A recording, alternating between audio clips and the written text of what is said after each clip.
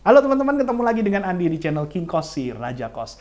Video hari ini saya akan bahas sedikit melenceng dari kos-kosan, nggak apa-apa ya. Saya akan membahas tentang pentingnya sekolah atau pentingnya mengikuti workshop atau seminar. Silakan simak videonya sampai selesai.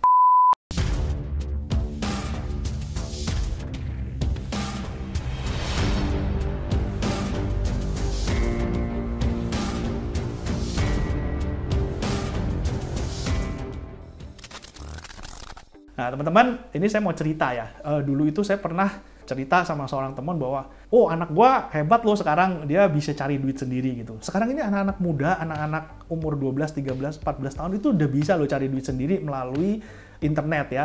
Nah, terus teman saya itu dengan nyinyirnya ngomong gini, ya udah kalau gitu anak lu nggak usah sekolah aja, suruh cari duit aja gitu. Terus saya jawab gini ya kalau sekolah itu tetap penting untuk menambah wawasan supaya wawasan itu tidak terkungkung jadi kayak katak dalam tempurung ya. Anak saya itu pun juga mungkin dia bisa mencari uang itu karena dapat informasi dari teman-teman sekolahnya. Bisa dibayangkan kalau dia nggak usah sekolah, dia juga cari infonya kan terbatas gitu ya. Jadi teman-teman, kalau teman-teman itu sekolah, kuliah, terus ikut seminar, ikut workshop, itu sebenarnya selain untuk menambah ilmu, juga sebenarnya untuk saling bertukar pikiran sama sesama anggota komunitasnya gitu. Saya pernah bahas kok di video saya sebelumnya bahwa faktor terpenting menurut saya kalau kita ikut workshop itu adalah komunitas setelah workshop itu berakhir gitu ya. Karena kalau kita cuma workshop, kita dapat ilmu pada saat workshop aja, terus kita nggak ada komunitasnya, itu biasanya kita udah lupa tuh. Nanti makin hari kita makin lupa, terus makin lupa, dan kita akhirnya tidak ada semangat untuk mempraktekkan apa yang kita pelajari di workshop tersebut. Tapi kalau ada komunitasnya, itu biasanya kita kan saling cerita, lu udah sampai mana nih, udah dapat ini belum, udah bisa belum, udah itu. Nah itu kan saling cerita, saling menyemangati itu. Temen gue kok bisa ya, kok gue belum ya, itu kan semangat gitu. Jadi saling mengingatkan juga. Udah gitu adalah saling update info ya. Update info itu sangat penting sekali di zaman yang perubahannya ini sekarang cepat sekali gitu ya. Nah, kenapa saya bisa bilang begitu? Karena saya baru ngalami nih ya. Ini saya akan bahas lagi nanti di video berikutnya. Saya benar-benar surprise gitu ya. Jadi 2 tahun kemarin itu kan saya sama sekali nggak transaksi jual beli properti ya. Karena lagi pandemi, tiarap dulu gitulah. Nggak usah beli-beli macam-macam. Kalau dulu kan setiap bulan bisa dibilang setiap bulan transaksi, tiap bulan transaksi. Kalau sekarang hampir 2 tahun itu nggak transaksi saya nih. Ternyata kemarin pas saya mau transaksi, terjadi begitu banyak perubahan regulasi-regulasi. Nah, nanti saya akan bahas ya, sangat menarik sekali. Saya akan bahas di video berikutnya, saya akan update lagi. Apakah pembelian properti tanpa modal sekarang ini tuh memungkinkan apa enggak? Dulu saya pernah bahas sih videonya. Saya akan update lagi di 2022 ini setelah pandemi ini. Makin susah ternyata ya. Nah, teman-teman penasaran ceritanya, nanti subscribe dulu supaya nanti kalau saya upload teman-teman nggak ketinggalan gitu ya. Oke, kita kembali ke masalah tadi ya. Masalah kita belajar, kita pentingnya kita belajar, kita pentingnya kita berkomunikasi, bernetwork ya. Jadi kalau sekarang ini bagi anggota ARKI ya, kita kan punya Asosiasi Rumah Kos Indonesia, itu bagi teman-teman yang punya kos itu kan gabung di situ. Nah, kadang-kadang saya suka heran, ada orang yang baru mau gabung itu udah ngomong gini, emang kalau gua gabung, apa keuntungannya buat gua gitu. Nah, itu saya paling sebel kalau mau jawab hal seperti itu ya.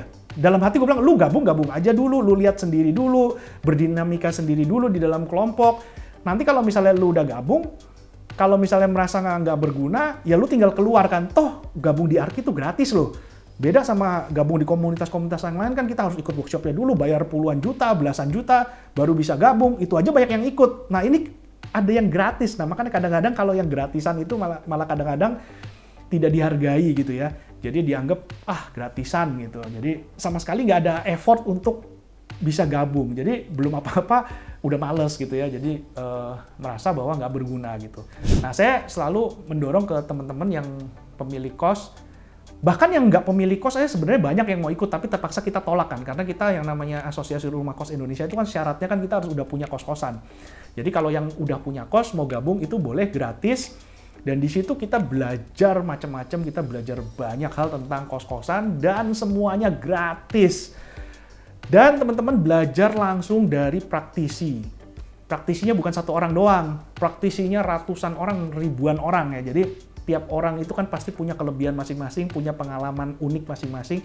Disitulah kita kalau berdinamika, kita bersosialisasi, itu kan kita bisa semakin kaya ya. Termasuk saya pun, meskipun saya dibilang udah paling pengalaman, kosnya udah paling banyak, tapi saya tetap, kalau misalnya saya ngobrol-ngobrol itu tetap ada suatu hal baru, suatu ilmu baru yang bisa saya ambil karena perkembangan zaman ini. Nah, teman-teman ya, nanti video berikutnya saya juga bahas masalah cara terbaru yang saya temukan kemarin bersama teman-teman di Arki. Gimana caranya supaya kamar kita nggak dijual sama penjaga kos tanpa kita nggak tahu gitu ya. Caranya gampang banget gitu, nanti teman-teman saya kasih tahu kalau sudah ada produknya ya. Ini kita lagi mau cari nih produknya ini, kita lagi mau bikin gitu sama teman-teman di Arki. Oke teman-teman, sampai sini dulu ya ngobrol ngalor ngidulnya. Semoga berguna dan teman-teman tetap semangat lah kalau misalnya belajar itu nggak mengenal usia, nggak mengenal waktu gitu ya. Jadi harus belajar terus supaya kita bisa terus mengembangkan diri kita, mengembangkan ilmu kita. Dan jangan lupa kalau sharing-sharing seperti ini juga sebenarnya kita juga merefresh apa yang sudah kita punya, ilmu kita, membagi ke orang-orang.